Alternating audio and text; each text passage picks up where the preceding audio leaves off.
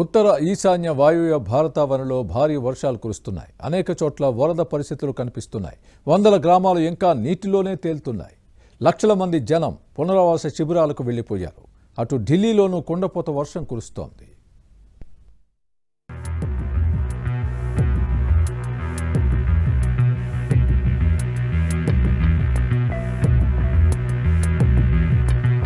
అస్సాంను వరదలు వదిలిపెట్టడం లేదు. రాష్ట్ర వ్యాప్తంగా 25 జిల్లాలపై తీవ్ర ప్రభావం పడింది. చాలా ప్రాంతాల్లో వరద నీరు తగ్గుముఖం పడుతున్నప్పటికీ 365 గ్రామాలు ఇంకా నీట మునిగే ఉన్నాయి. కుండపోత వానలు, వరద భీభత్సంతో 100 మంది వరకు చనిపోయారు.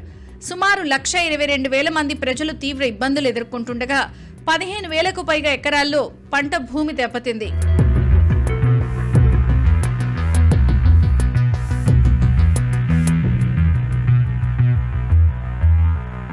వరదల తీవ్రతను పరిశీలించేందుకు అస్సాం సీఎం హిమంత కేంద్ర మంత్రి జేపీ నడ్డాతో కలిసి ప్రభావిత ప్రాంతాల్లో పర్యటించారు.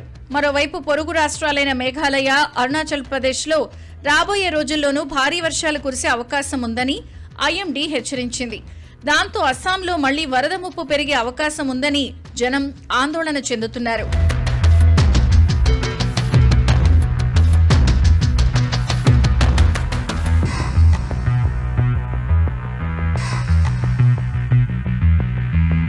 వాయువ్య భారతదేశంతో పాటు రాజధాని ఢిల్లీలో కూడా వర్షాలు కురుస్తున్నాయి.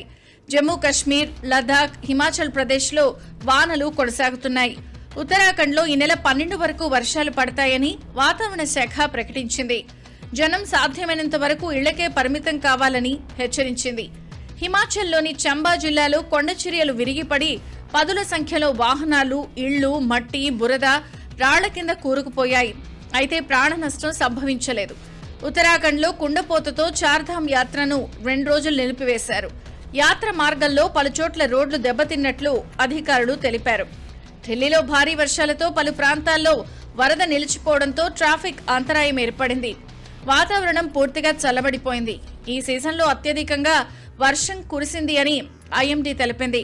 వచ్చే 4-5 రోజుల్లోనూ ఇవే పరిస్థితులు కొనసాగే అవకాశాలున్నాయని అంచనా వేసింది.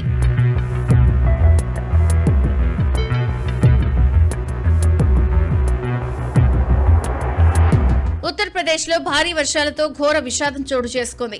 ప్రతాప్గఢ్ జిల్లాలో 100 ఏళ్ల నాటి పురాతన భవనం కుప్పకూలింది. ఈ ఘటనలో ఒకే కుటుంబానికి చెందిన 6 మృతి చెందారు. మృతుల్లో 4 నెలల పసికందు కూడా ఉంది. ఈ ఘటనపై సీఎం యోగి ఆదిత్యనాథ్ తీవ్ర దిగ్భ్రాంతి వ్యక్తం చేశారు.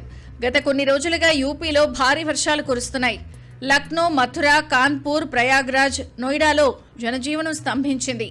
రాబోయే రోజుల్లో పశ్చిమ తూర్పు యూపీలో ఉరుములతో కూడిన అతి భారీ వర్షాలు కురుస్తాయని భారత వాతావరణ శాఖ హెచ్చరించింది. పాత భవనాల విషయంలో ప్రజలు అప్రమత్తంగా ఉండాలని ప్రభుత్వం సూచించింది.